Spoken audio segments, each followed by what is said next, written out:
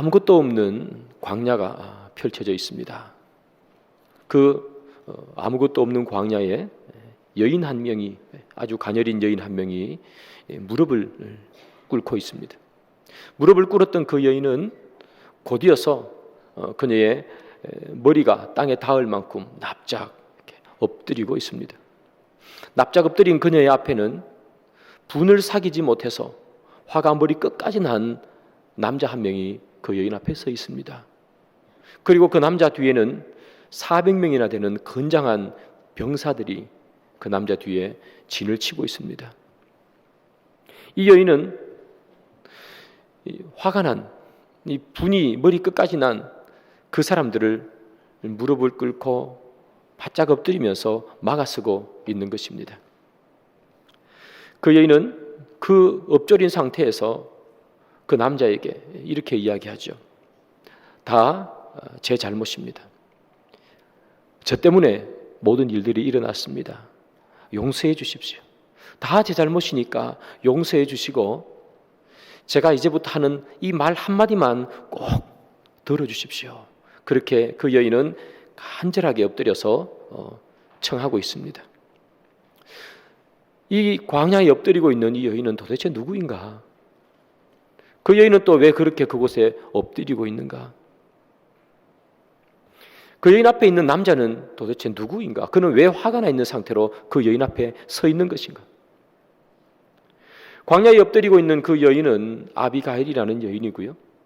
그리고 그 여인 앞에 서 있는 화가 난 남성은 우리가 너무나 잘 아는 그 위대한 다윗입니다. 도대체 이 둘 사이에서는 어떤 일이 있었기에 다윗은 화가 난 상태로 서 있고 여인은 바짝 엎드려 머리를 조아리고 있는 것인가? 도대체 무슨 일이 일어났던 것인가요? 이 다윗이 사울에게 쫓겨 다닐 때에 늘 쫓기기만 했던 것은 아닙니다. 중간중간 숨을 쉴 그런 틈들은 있었습니다. 그때 이 다윗은 자기 부하들을 데리고 광야에서 때때로 출몰해서 사람들에게 피해를 주고 사람들을 약탈해 나가는 그런 도적대들을 막아주는 일들을 다윗과 그의 부하들은 했었습니다. 그리고 이 다윗의 이런 활동 때문에 많은 사람들이 이 도적대들로부터 보호를 받았는데요. 그 중에 큰 은혜를 입은 사람이 누구냐 하면 바로 나발이라는 사람입니다. 이 나발이라는 사람은 마온이라는 그런 동네에서 살고 있었습니다. 이 마온이라는 동네는 광야와 아주 가까운 그런 곳이었습니다. 이 마온에서 약 8km만 걸어가게 되면 십황무지라는 곳이 있었습니다. 그리고 마온이라는 동네에서 조금만 남쪽으로 내려가면 바란 광야가 펼쳐져 있었습니다. 그래서 이 마온이라는 곳은 광야와 아주 가까운 곳이었습니다. 그래서 광야에서 가끔씩 출몰하는 도적대들에 의해서 피해를 받는 곳, 그곳이 바로 마온이라는 동네였습니다. 그곳에 나발이라는 아주 부자가 살고 있었습니다. 그런데 그가 가지고 있는 것이 참 많다 보니까 이 도적대들에 의해서 때로는 침탈당하고 때로는 빼앗기기도 했습니다. 이 나발의 이 가축을 돌보던 그 목자들은 이 도적대들이 나타나서 그들이 이 돌보고 있는 양떼나 염소떼를 훔쳐가는 일들을 당했습니다. 여간 속상한 일이 아니고 여간 골치 아픈 일이 아니었습니다. 그런데 어느 날 다윗이 그의 부하들을 데리고 와서 그들을 보호해 주기 시작합니다.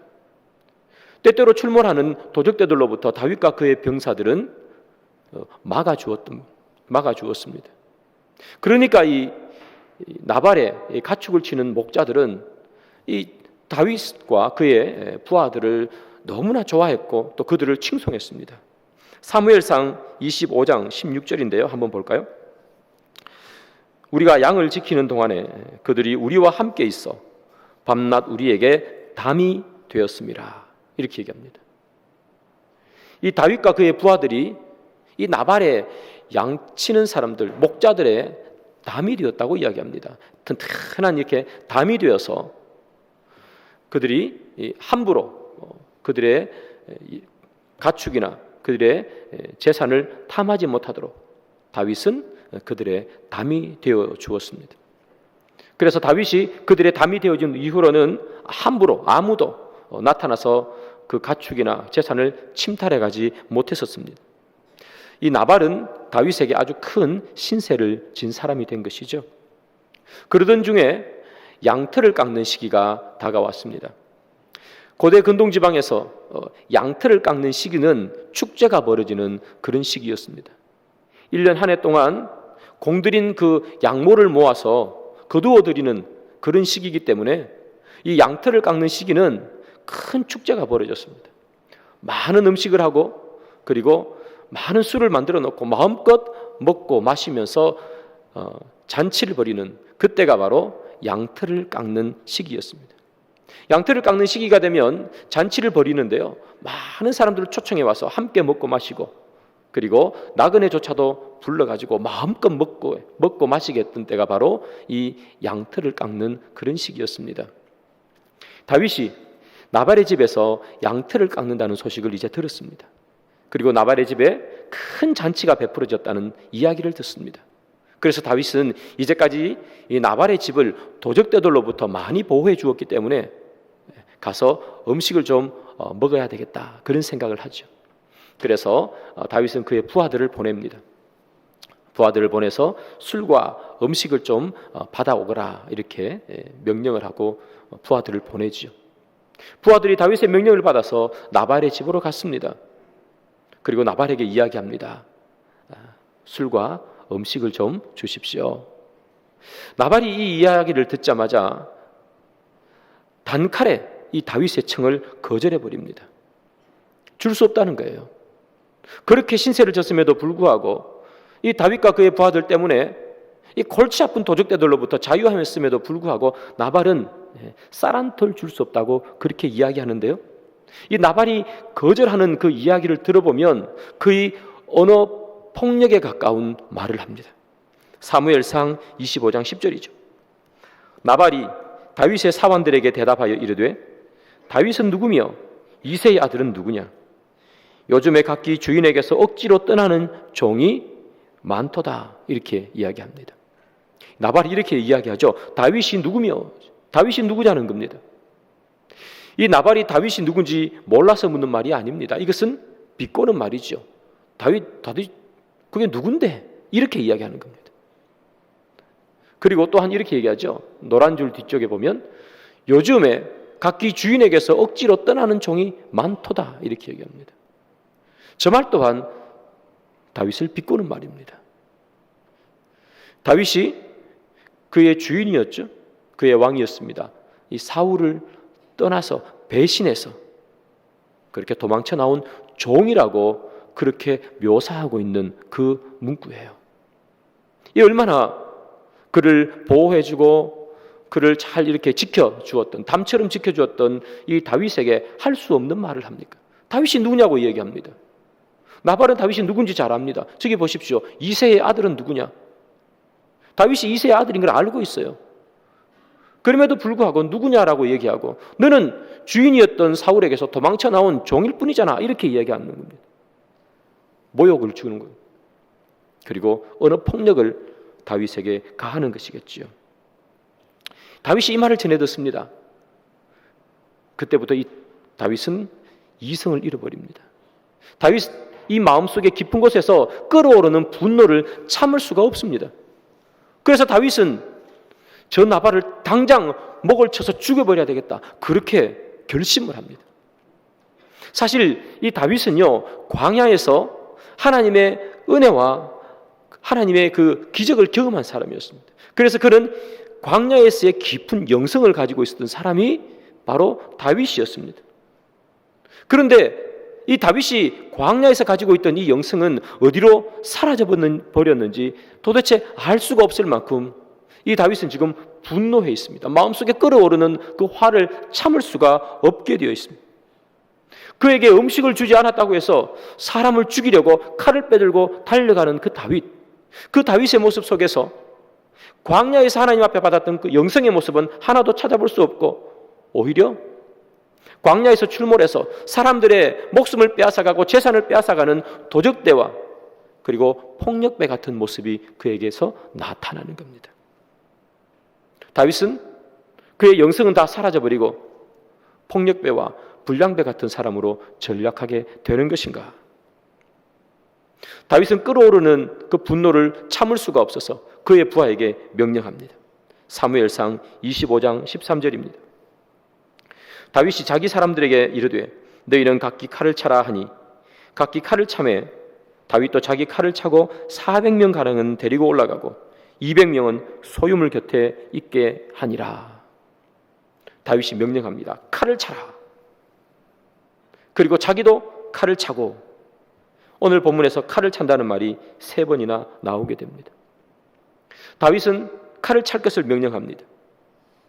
그런데 사실 지금까지 다윗은 칼을 찬 사람도 아니고 칼을 의지한 사람도 아니었습니다. 골리앗을 죽일 때 사울이 그의 칼과 그의 갑옷을 줍니다. 그럼에도 불구하고 이 다윗은 갑옷도 던져버리고 사울이 주는 칼도 던져버렸습니다. 다윗은 칼을 차고 싸우는 그런 장수가 아닙니다. 다윗은 지금 이 순간까지 오기까지 칼을 의지한 적도 없고 칼을 차면서 승리한 적도 없습니다. 그는 늘 칼을 의지해서 승리하는 인생이 아니라 여호와를 의지하면서 승리했던 그런 인생이었습니다. 그런데 지금 이 다윗이 뭐라고 얘기하느냐 하면 칼을 차라. 다윗이 칼을 찬다는 것은 무엇인가 잘못된 길로 걸어가고 있다는 표시입니다. 다윗은 칼을 찼습니다. 그리고 나발을 죽이기 위해서 그의 부하 400명과 함께 나발이 있는 집 마온으로 달려가고 있습니다. 이 다윗의 모습을 보면서 이런 생각이 떠오릅니다. 나발이 베풀어준 나발이 말한 언어 폭력과도 같은 그 폭력에 더 큰 폭력으로 대항하는 다윗의 모습은 아닐까 하는 겁니다. 나발의 죄악된 그 모습을 더 큰 죄악으로 되갚아 주려는 다윗의 모습이 오늘 우리 본문에서 나타나는 것이죠. 여러분, 나발 하나를 죽이기 위해서 몇 명이 동원됩니까? 400명이나 되는 군사가 칼을 찼습니다. 나발은 군인이 아닙니다. 그냥 목축업을 하는 사람일 뿐입니다. 그에게 있어서 군인이 있어봤자 얼마나 있었겠습니까? 그가 싸워봤자 얼마나 잘 싸우겠습니까? 이 다윗은 나발 한 명을 죽이기 위해서 400명을 동원합니다. 나발의 악함을 쳐부수기 위해서 더 큰 악함과 잔인함으로 달려가는 사람, 그 사람이 지금 다윗의 모습입니다. 이 다윗, 그의 눈에는요, 미치광이처럼 움직이는 그 사울 왕조차도 하나님의 기름 부음을 받은 자라고 그렇게 느끼고 그렇게 바라보았는데, 나발은 이제 제거해야 되는 대상으로 그의 눈에 들어오게 되었습니다. 나발의 폭력에 더 큰 폭력으로 되갚아 주려는 이 다윗의 모습 속에서 오른뺨을 때리면 왼뺨을 돌려대라는 그 예수님의 말씀은 설 자리를 잃어버립니다. 나발의 이 죄악에, 그 악함에 더 큰 잔인함으로 복수하려는 이 다윗의 모습 속에서 하나님, 저들을 사하여 주옵소서라고 하는 십자가에서 예수님이 부르짖던 그 소리는 설 자리를 잃어가는 거죠. 우리는 당한 것보다 더 크고 더 확실하게 되갚아 주는 것으로 직성이 풀리는 그런 인생을 우리가 살아오고 있다면, 우리의 인생은 예수님이 십자가에서 말씀하신 그 말씀을 부정하는 인생을 사는 그런 사람일 뿐입니다. 물질이 되었던 아니면 우리의 마음이 되었던, 나를 힘들게 하고 나를 공격했던 그 사람에게 어떻게 해서라도 더 크게, 더 강력하게 다시는 덤비지 못하도록 되갚아 줘야 된다고 생각한다면 오른뺨을 때리면 왼뺨을 돌려대라는 그 예수님의 말씀을 정면으로 부정하며 사는 그런 인생일 겁니다. 사랑하는 여러분, 여러분들은 어떤 인생을 사시겠습니까? 지금 여기 우리 본문에서 보고 있는 다윗과 같은 인생을 살아야 하시겠습니까? 그것이 하나님의 명령에 응답하는 그런 삶입니까? 지금 다윗은, 나발을 향해 달려가고 있는 다윗은 예수님의 가르침을 정면으로 거부하는 행동입니다. 그럼에도 불구하고 이 다윗은 자기 분을 사귀지 못해서 나발을 죽이기 위해서 달려가고 있습니다. 한참을 달려가고 있는데 갑자기 한 여인이 나타납니다. 여인이 나타나서 다윗과 그의 병사들을 막아 세웁니다.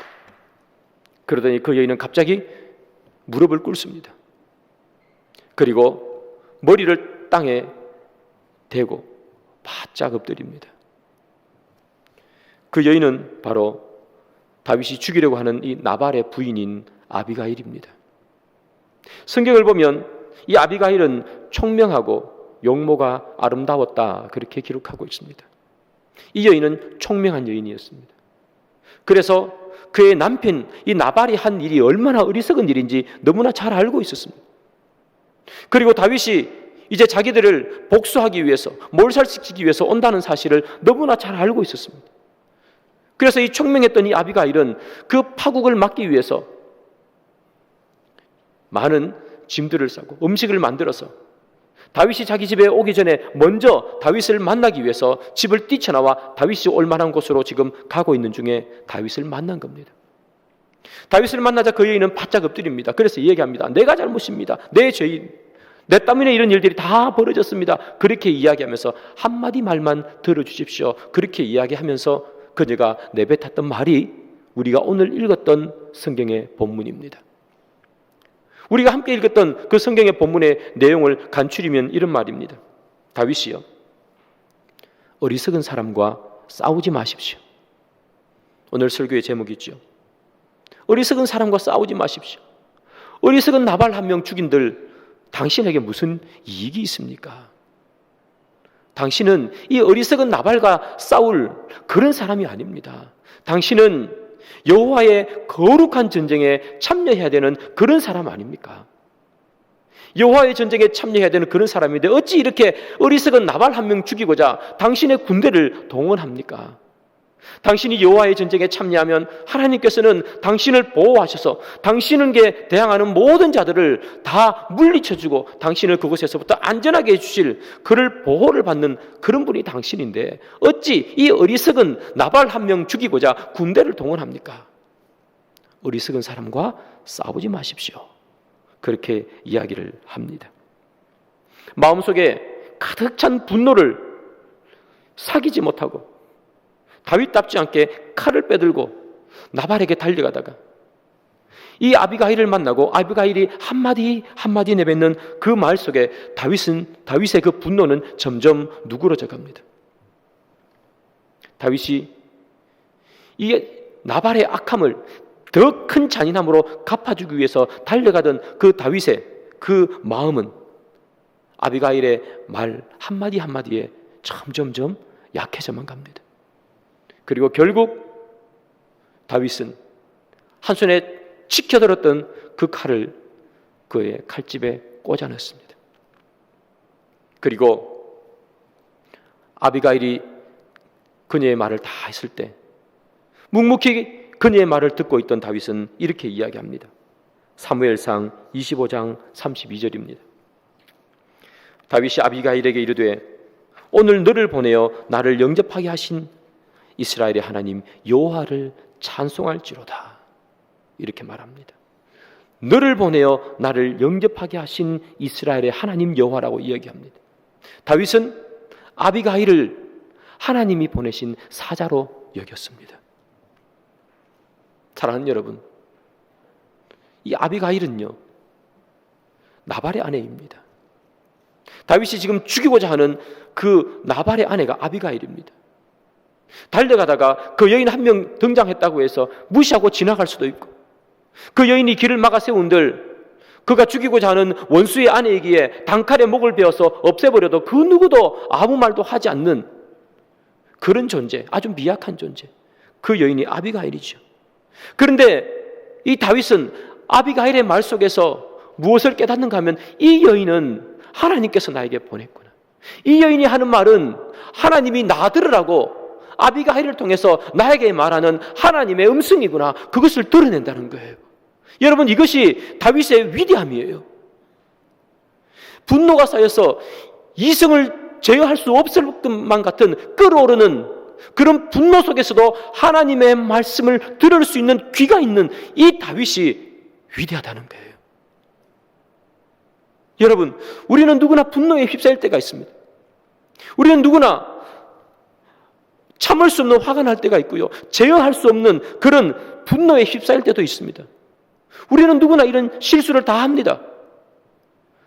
그런데 하나님의 사람과 아닌 사람의 차이는 그런 분노가 있을 때 분노를 터뜨리는 사람과 그 분노 가운데서도 그에게 말씀하시는 하나님의 음성을 드러내는 사람, 그래서 그 분노를 그칠 수 있는 사람, 그 사람이 바로 하나님의 사람인가 아닌가를 구별해 내는 거죠. 그 분노의 순간, 참을 수 없는 모욕의 순간, 그 순간에서조차도 하나님의 음성을 들을 수 있는 귀를 가지고 있다면 바로 그 사람이 하나님께서 들어 사용하는 사람인 줄 믿습니다. 저와 여러분들이 그런 사람들이 다 되기를 소망합니다. 하나님은요, 하나님의 사람은 넘어지지 않는 사람이 아닙니다. 하나님의 사람은 분노하지 않는 사람이 아닙니다. 하나님의 사람은 실수하지 않는 사람이 아니에요. 하나님의 사람이라고 해서 다 하나님의 사람이라고도 임에도 불구하고 화를 낼 수도 있고 분노할 수도 있고 그렇습니다. 그러나 그런 상황에서도 하나님의 음성을 듣고 다시 일어설 수 있는 사람이 바로 하나님의 사람이겠죠. 다윗은 간음을 하고 난 후에도 하나님의 음성을 듣고 다시 일었습니다. 엘리야는 그냥 나를 죽여주십시오 하고 그리 시냇가에서 벌렁 누웠습니다. 그럼에도 불구하고 하나님의 음성을 듣고 다시 일었습니다. 사랑하는 여러분, 우리 인생에 실수가 있고 넘어지는 삶을 살았다고 해서 너무 실망하지 마시기 바랍니다. 왜냐하면 다시 일어서면 되기 때문입니다. 그러나 다시 일어서기 위해서 우리에게 필요한 것이 있습니다. 그것은 넘어져 있는 그 순간에도 하나님의 음성을 들을 수 있는 귀가 우리에게 있어야 합니다. 하나님은 언제나 우리에게 말씀하십니다. 넘어져 있는 순간에도 우리에게 말씀하시고 분노하는 순간에도 우리에게 말씀하십니다. 그러나 그때에도 우리가 들을 수 있는 귀만 있다면 우리는 다시 일어설 수 있고 우리는 승리할 수 있는 거예요. 승리하는 사람은 누군가 넘어지지 않는 사람이 승리하는 것이 아니라 넘어져도 하나님의 음성을 듣고 다시 일어서는 사람, 그 사람이 승리하는 사람입니다. 저와 우리 여러분 모두가 승리하는 사람이 되기를 소망합니다. 그 하나님의 음성, 그 하나님의 음성은 언제 들리는가? 우리가 하나님 앞에 조용히 기도할 때만 들리는 것이 아닙니다. 때로는 난장판같이 시끄러운 세상 가운데서 살 때도 우리에게 하나님은 말씀을 들려주시고, 때로는 내 마음대로 되지 않아 속상해 있을 때도 하나님은 우리에게 말씀하시고, 때로는 견딜 수 없는 고난 가운데서 아픔 가운데서도 하나님은 우리에게 말씀하십니다. 그러나 그때 하나님의 음성을 들을 수 있는 귀만 있다면 하나님은 우리를 들어 사용할 줄 믿습니다. 이 아비가일, 그녀는요 지금 칼을 차고 있는 이 400명이나 되는 건장한 장병들에게 둘러싸여 있습니다. 무기 하나 없이 말이죠. 지금 그 장소에서 가장 약한 사람은 누구냐 하면 이 아비가일 그녀입니다.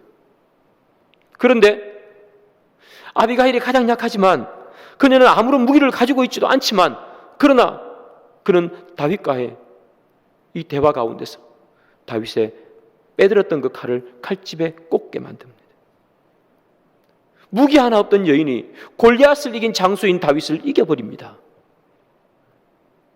다윗은 그녀의 말에 설득되고 그녀의 말에 칼집에 칼을 꽂아버리고 끓어오르던 분노는 다 내려갔습니다. 어떻게 그 아비가일은 다윗을 이길 수 있었을까? 승리할 수 있었을까? 아비가일이 말을 할 때 늑을 넣고 그녀의 말을 듣고 있던 이 다윗은 이렇게 얘기합니다. 사무엘상 25장 33절이죠. 또 내 지혜를 칭찬할지며 또 내게 복이 있을지로다. 오늘 내가 피를 흘릴 것과 친히 복수하는 것을 내가 막았느니라. 다윗의 말입니다. 다윗이 이렇게 얘기합니다. 내가 막았도다. 내가 피를 흘릴 것과 복수할 것을 내가 막았다. 아비가일의 무엇이 막아내었습니까? 내 지혜를 칭찬할지라. 아비가일의 지혜가 그것을 막아냅니다. 하나님의 지혜는 세상의 힘을 이기는 능력이 있습니다. 지금 아비가일은요, 다윗 앞에 바짝 엎드려 있습니다. 그런 아비가일 앞에 다윗은 당당히 서 있습니다. 세상의 기준으로 보면 무릎을 꿇고 있는 사람은 진 사람이고 그 사람 앞에 서 있는 사람은 이긴 사람이 되겠죠.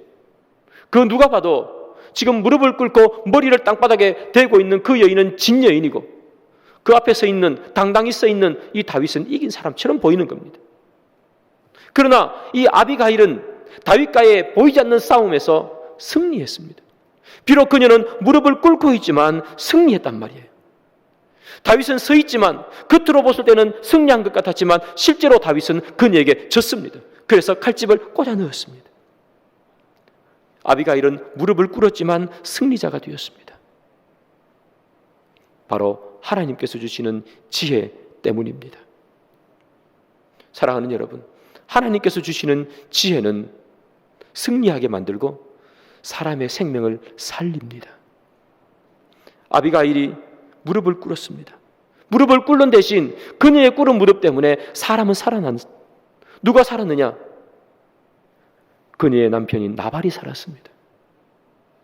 다윗의 칼에 당장 그날 목이 날아가서 죽을 운명에 처해 있었던 이 나발은 그의 부인 아비가일이 무릎을 꿇음으로 말미암아 무릎 꿇는 용기, 무릎 꿇는 지혜 때문에 그의 남편 나발은 살았습니다. 물론 시간이 조금 흐른 후에 이 나발은 다시 죽게 됩니다만 그러나 지금 이 순간은 나발은 살았습니다. 나발만 살린 게 아닙니다. 이 아비가일의 무릎 꿇음은 누구를 살려내느냐? 다윗도 살려내었습니다. 음식을 주지 않는다고 해서 마치 폭력배처럼 불량배처럼 그렇게 그의 칼을 휘두르려던 그 다윗을 다시 살려서 하나님의 전쟁을 하게 만드는 사람, 그것이 바로 아비가일의 무릎 꿇음입니다. 아비가일이 무릎 꿇고 사람을 살려냈습니다. 사랑하는 여러분, 하나님의 지혜는 사람을 살리는 겁니다. 내가 무릎을 꿇어서 사람을 살릴 수 있다면 그것만큼 큰 지혜는 없는 것이겠죠. 예수님께서 무릎을 꿇었습니다. 그리고 제자들의 발을 씻어줍니다. 그렇다고 해서 누가 예수님이 제자들보다 낫다고 생각하는 사람이 있겠습니까? 예수님은 제자들 앞에 무릎을 꿇었지만 그러나 그 무릎을 꿇음으로 말미암아 제자들보다 훨씬 높은 섬김의 왕이라는 칭호를 받게 됩니다. 세상은 무릎을 꿇으면 다 지는 것 같았지만 그러나 하나님 나라에서는 무릎을 꿇는 것이 지는 것이 아니라 이기는 것입니다. 이 아비가일의 무릎 꿇는 지혜, 그 지혜 때문에 그의 남편 나발도 살고 다윗도 살아났습니다. 이 아비가일이 오늘 우리에게 하는 말은 이런 말입니다. 어리석은 자와 싸우지 마십시오. 그 말을 우리에게 하고 있습니다. 이 아비가일의 남편 나발, 이 나발의 이름의 뜻이 어리석다는 뜻입니다.